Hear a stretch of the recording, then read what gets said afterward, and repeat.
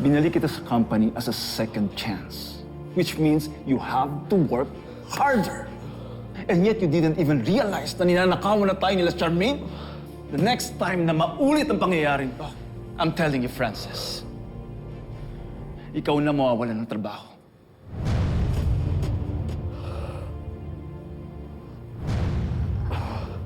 Sir Gov, babalik na lang po ako mamaya. No. Come in, tata.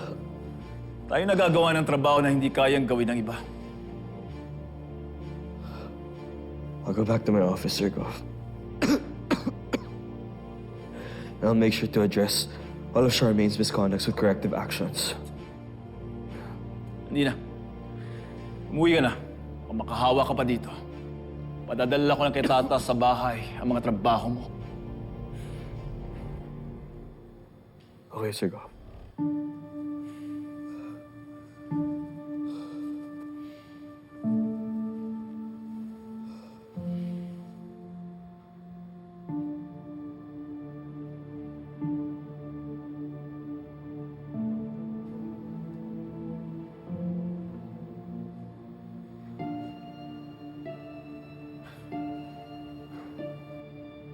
Sir Gov, kailangan ko lang po papirmahan po ito.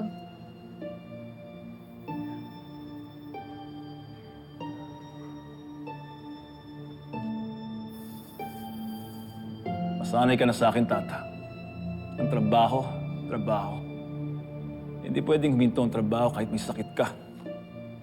Maraming nakaasa sa company.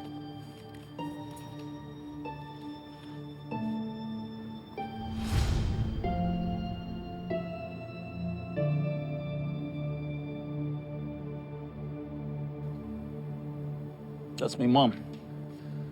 Dulce Palma. Everybody calls her Lola Sweet.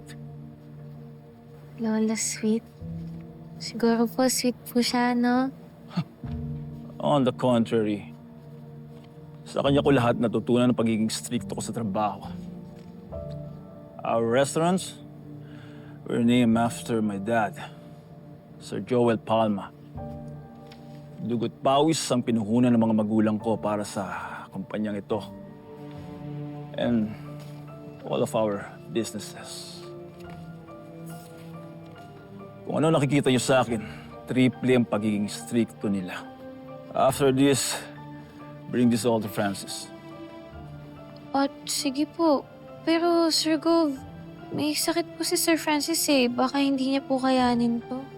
Kung hindi niya kakayanin, may mga taong hindi susweldo. Naintindihan ko po.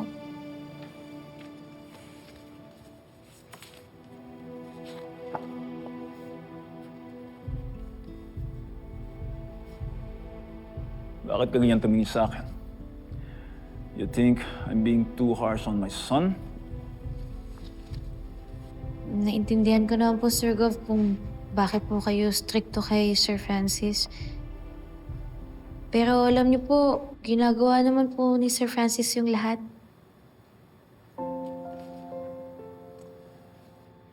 He is doing everything, but still not good enough.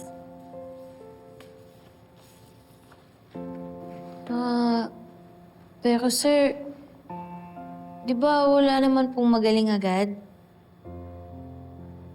Alam niyo po ako, pag nagkakamali po ako, naiinis ako sa sarili ko. Pero lagi akong pinapaalalahanan ng nanay ko na, tao lang din naman po tayo. Merong mga araw na hindi tayo magaling, nagkakamali tayo. Pero importante po hindi tayo sumusuko. At si Sir Francis, hindi po siya sumusuko, Sir Gov.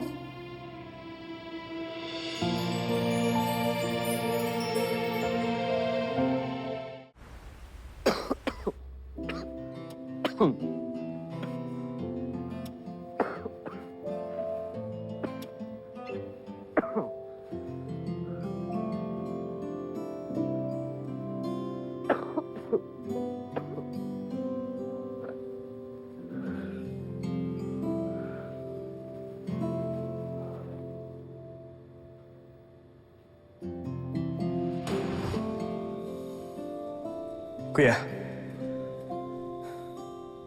pagalitan na naman ako ni Sir Gold. Lahat na lang ng gawin ko, mali. Francis, mali naman talaga yung ginawa mo kanina, di ba? Nagkamali ka ng computation, nag-over budget tayo. Palibhasa, kuya. Paborito ka ni Sir Gold. Francis, hindi totoo yan. Mula nabudlayan ka nga, naiintindihan ako. Hindi totoo yan. Mas madalas nga akong pagalitan ni Sir Gob kaysa sa'yo di ba? Last week, isa ko oras niya ako ginisermonan.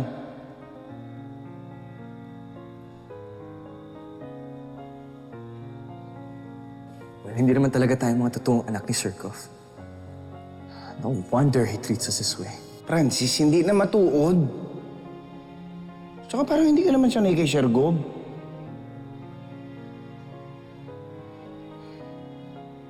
Pinalaki niya tayo at minahal niya tayo ng parang tunay na mga anak niya.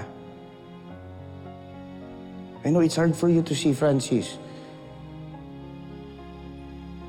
Pero he's only stick with us. Because he wants us to be better. Kaya kanya pinapagalitan dahil gusto niya na matuto ka. Kasi he's not giving up on you. He's just being a father to us, Francis. Sa paraang alam niya.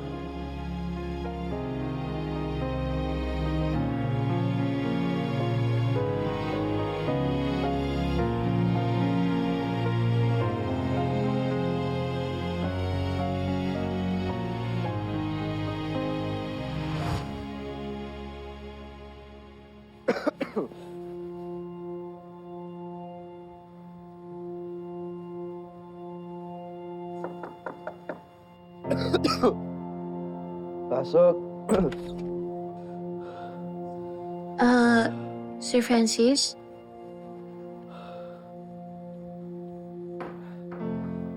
Sir, sorry may mga papapirma lang kasi ako eh.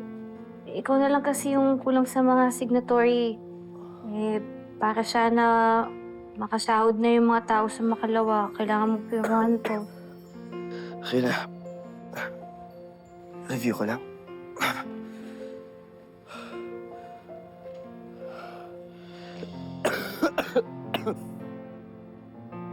Sir, okay ka lang? Sir, nakainom ka na ba ng gamot mo? Gusto mo tumawag ako ng doktor para ma-check ka? No need that, ha? Ang kaso lang to.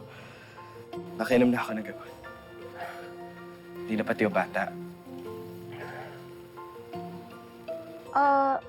Gusto mo magsuot? Effective yun.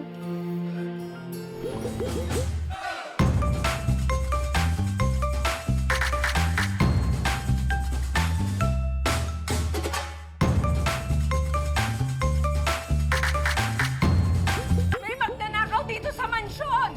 We need to find that watch at malaman kung sino nakaw nun. Kanina, nandito po si Tata. Kasama niya po si Julius. Baka nga si Tata yung nagdakaw ng relo. Paano napadpad tong relo na to? Sa pag ni Tata?